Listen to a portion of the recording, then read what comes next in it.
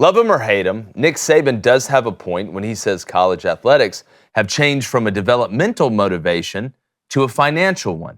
Now, that's a cold, hard fact. It's just the truth. The question now is, how can we have the true essence of college sports meet with the new system of paying players? Players should get paid for their name, image, and likeness, just like everyone else does. But is there a happy medium where we can make it about both? I really believe there is. But we have to put away our swords, and talking about coaches making money and this, that, and the other doesn't help anything. We have to actually fix this. There's going to be no progress until we actually do. We see this in politics all the time. People in Washington are so busy arguing and screaming at each other, we never get to a solution. So we must first recognize that it's not just the money being paid to student athletes that is contributing to this change. A lot of it has to do with the freedom of the transfer portal as well. It's hard to have any type of development anymore when you can just leave to go wherever you want, basically whenever you want. How about we start putting clauses in NIL deals and scholarship contracts where the player receiving the money has to stay a certain amount of years at an institution, or they're in breach of contract and they have to return said money. Pretty simple, right? Contracts need to be more balanced. That's one of the biggest problems we have, and it's not realistic. Hell, throw incentives in there for staying past 2 years if you want. That doesn't matter. It's going to help more than it hurts. We should allow one free transfer outside of the conference you play in unless the head coach at your current school leaves for whatever reason. Now, if you want to transfer within the conference, if you want to go from LSU to Arkansas and your head coach didn't leave, you have to sit out a year. Easy money. Let's start a rev share for the players based on media rights income for the conference that they play in, so we don't have to make athletes employees of the university, which is exactly what Nick Saban is saying. Some of you out there think Nick Saban is saying don't pay the players. I'm not the biggest Nick Saban fan in the world. Hell, I'm from Auburn, but we got to be realistic about what the man's talking about. It's crazy to me, some of these opinions that are going out there that are just totally ill-informed and misinformed. Now, NIL deals that players would sign would be way more sufficient if we added that media rights rev share. You'd have plenty of money.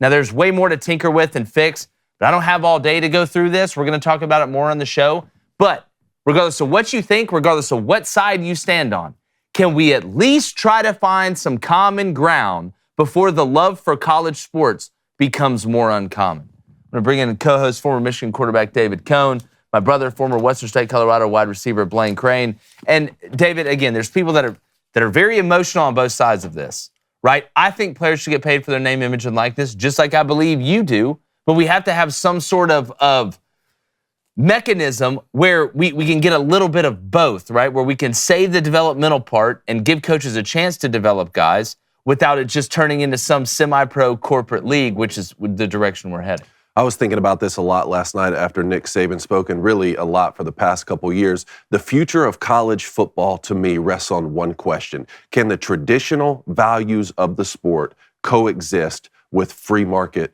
principles? So what do I mean by the traditional values of the sport? Prioritizing team over the individual, prioritizing practice over your NIL commercial that you have, saying yes, sir, to your coach when really you want to tear him to pieces. The discipline, the punctuality that we've come to know and that's been synonymous with sports and really even bigger than that, a part of, our culture and our country. Can that exist at the same time that we allow a true free market system where there is a demand for a skill set and that skill set can be compensated? And if you disagree with me or if you think I'm being dramatic, just look at the reactions to Nick Saban speaking to the Senate like you're talking about. They fall into one of two categories, almost every single response. The first one being NIL and players getting paid has completely ruined college football, and I'm done with it. I've seen that comment so many times, and I feel those people because I love college football, and something is changing, not just with the sport, but our society writ large. And then the second comment that I see the most is Nick Saban made $93 million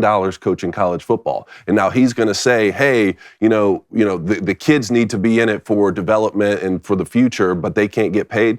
I feel that too. I don't just hear them. I feel that comment because I played college football and I had many problems with what I deemed to be certain elements of exploitation when coaches could leave, but I couldn't transfer. We're trying to solve all those issues, right? So I still believe both of these things can exist simultaneously with the proper leadership.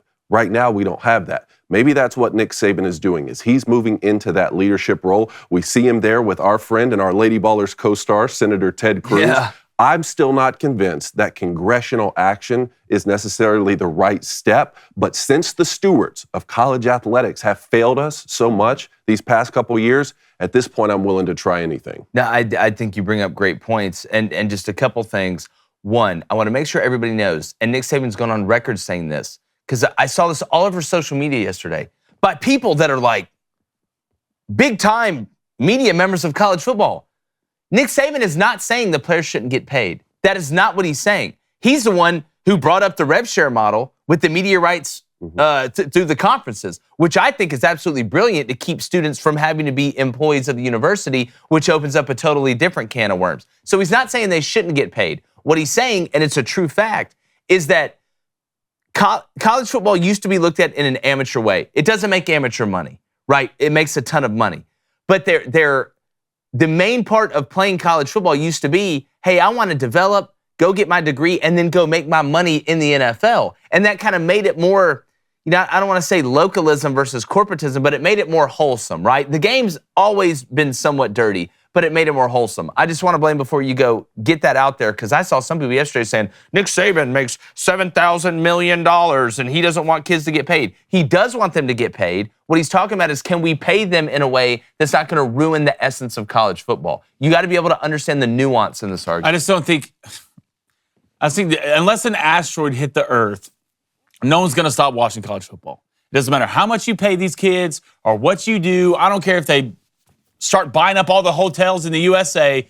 People are going to watch college football no matter how much it looks like the NFL, because it's football. We're Americans and we love it. I do think Nick Saban's not here to hurt, right? Nick Saban's here to help. I'm not a huge Nick Saban fan myself, but you can't sit here and deny what he's accomplished in this game. The big thing for me, I try to think about the kids, right? Education doesn't matter anymore to most of these kids, because most of these kids coming out to play college football don't come from the best backgrounds in their life. They don't. Trust me. Been in the game, coached the game. Percentage-wise, not a good background. Money matters the most to these kids. Do I think that's right? No, I think education is a huge deal. But education is out the window.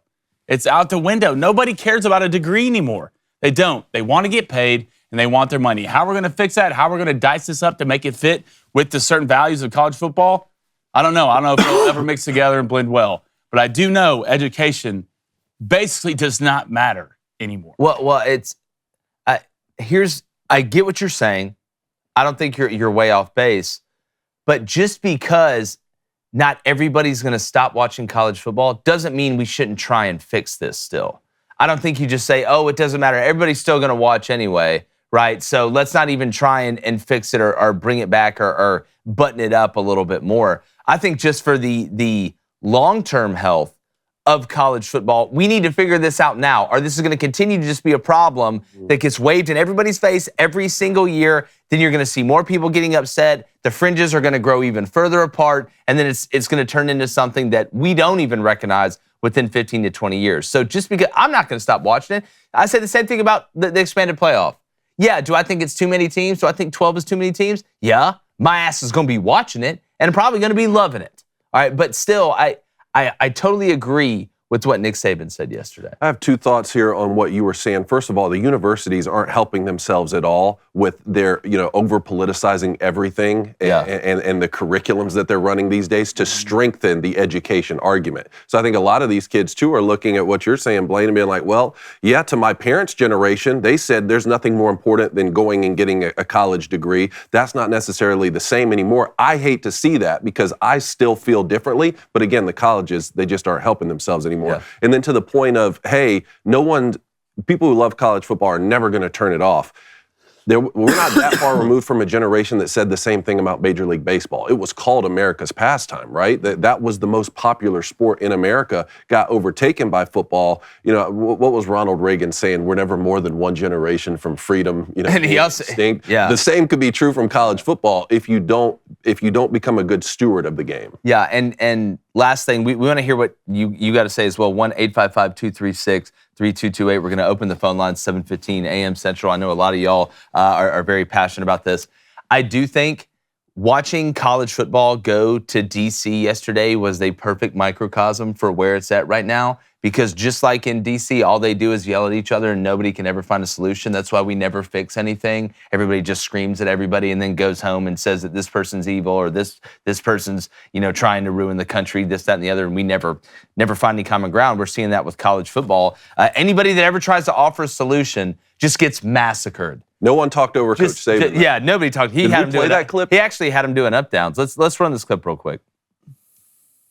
You just retired from a amazingly and historically significant coaching career. How much did the current chaos and state of the law contribute to your decision to retire now? Well, all the things that I believed in for all these years, 50 years of coaching, no longer exist in college athletics. So it's always was about developing players. It was always about helping people be more successful in life. My wife even said to me, we'd have all the recruits over on Sunday with their parents for breakfast, and she would always meet with the mothers and talk about how she was going to help and impact their sons and how they would be well taken care of.